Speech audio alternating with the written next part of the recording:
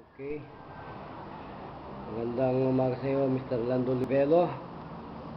Live on board tayo dito sa Kandungan Bayan sa Gitpa Cooperative para malaman ni Juan de la Cruz ng sambayan ng Pilipino, lalo na po ng mga taong nakakilala sa iyo na ikaw ay bilang isang may diabetes ay ikaw ay si Batista na ang katawan.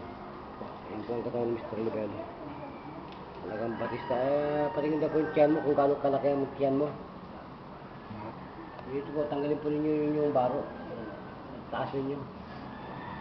Ayan. Sige, taas po. Ang diabetes po kasi, taas pa. Dibdib hanggang dibdib.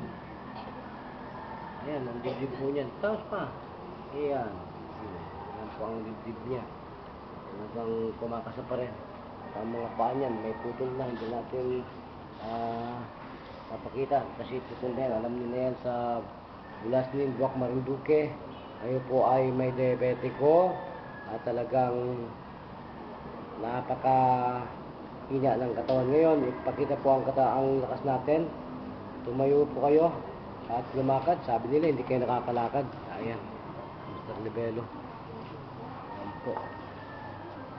Naglalakad na. At ang ayan po, naglalakad naman Ayan, naglalakad naman.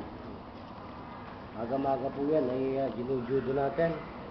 Para po talagang lumakad ang kanyang mga pang ito. Ayan. Palagi ko naman, siguro nakikita ng mga taga Marinduque, hindi ka po baldado. Ano ito mga nagiging baldado? Alaga to. Kayo pa ang maging baldado dahil ang mga therapy ninyo. Hindi namatay sa ising ng isang oras na sila tulog. Walang hininga. Kaya hindi sila makapagyabang sa internet. Walang ipapagyabang. Dahil ang mga pag-aaral nila ay tika-tika.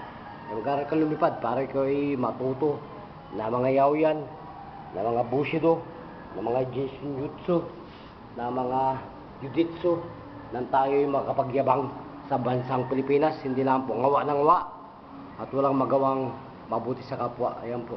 Kung kayo may diabetes, mamamatay kayo. Pag hindi niyo kilala ang Diyos ko ang gerontologist, the study and the mistake of intellect, yan po ang aging ng ating pong mga kaso-kasuan, degenerative problem, walang kagamutan. Kung di ka pa naman hangal, nag-aaral ka ng 10 years, wala ka namang kabuluhan, na hindi mo may pasa sa isang hindi nag-aaral na mangmang na grade 1 para maging doktor, assassin ng ganito pong programa. At makatulong sila bilang isang auxiliary ng barangay, wala. Kahit sila namamatay sa tika-tika ng pang prevention is better than cure, ang tsuri ninyo. Nakakatuwa kayo. Kaya pag tinamaan ka ng mga suntok na nag-aaral ng judo, ewan ko lang kung tanggapin kayo sa langit, hindi kayo tatanggapin kasi kayo po ay, Mr. Libelo, gagaling. Yun po yan, hindi po pinagyayabang mga martial arts, yan po itinatago. Ngunit kung ganito po tayong nagyayabangan, ay ilalabas po natin at i-air natin sa pamagitan po ng radio kung paano po nakakatulong ang mga martial arts na ancient medicine.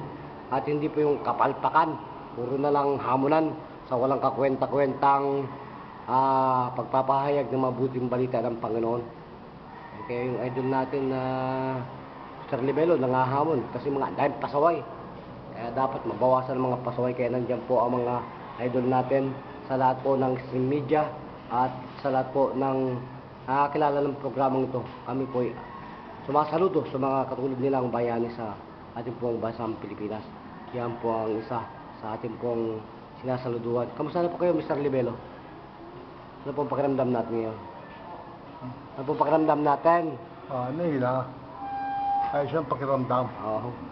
Minay. Ilang minuto po kayo, ilang buwan na kayo naglalagay ng ating pong lana o langis? Mahusay po ba?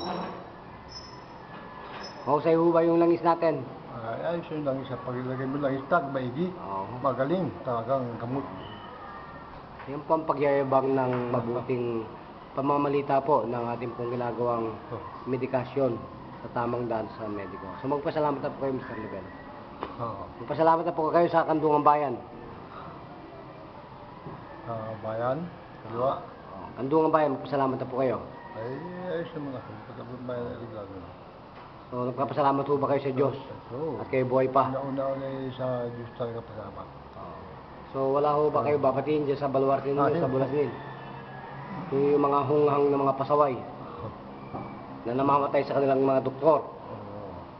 Ha? Kahit po breast cancer, patay sila. Ayos naman Kahit ang- sila yung nursing pa, patay sila. Oo. At talagang binurol natin yung libing na ano po. Ganun lamang po ang medisina. Kapag hindi nyo nasubukan to, sigurado paglalagyan kayo sa langit. Yun lamang po yun. So kung ganun po, tayo mga maalam na at sa katawan po ng ating lingkod na host na napakabantog at napakagiliw-giliw na ang ating programang ito ay sinusuportahan Tony Falcon ng ating Director Bea Cruz ay hindi po nasisira ang pangalan nila sapagkat ang gamit po natin multimedia network na talaga pinapasabog sa buong mundo, hindi lang po dito sa bansang Pilipinas. Ang ating pong pagmamayagpag ay hindi na po matatawaran ng sino mang nag-aaral ng mediko. Ito po ang pinakamataas na antas ng mediko, ang yugis. 75 To die years. Yes, at ma'am. night without breathing. Yan po, 1 hour. 75 Awake yan years for na about, edad. ha? Ang age, 75. 75 na po kayo. Oo. 1940. Malaki, 1945. Malaki yan. Sa Mandoni. Malaki yan. January 22. Overweight na. January 22, 1940. Oo. Mhm. 75 years na. Ibig ko sabihin, tatagal pa po kayo ng 1 century pala niyan pag tinatanggalan kayo ng hininga araw at gabi. Yan pong hindi makakaya ng iba. Oh. Kaya po walang bumabangga sa atin sapagkat pag sila'y bumangga, titingnan ko kung gaano sila katapang. Ako'y, Magpapakamatay sila na sila'y tulog. Yun lang po yan eh. Kung ang daan lang po sa Pilipinas ay gisingin ang mga walang hiya, ito na po yun. Ang kayo po ay maging lingkod ng Diyos. Wala na pong kagiliw-giliw na pamamaraan para gisingin po ang mga walang hiya sa buhay na to. At maglingkod ng tapat sa ating pong bansang Pilipinas para po ang bansang Pilipinas ay maging bantog at talagang makilala sa kabutihan sa ating pong bansang ginagawang ito ng demokrasya ng Pilipinas.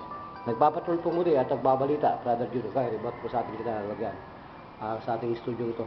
Dito po kami sa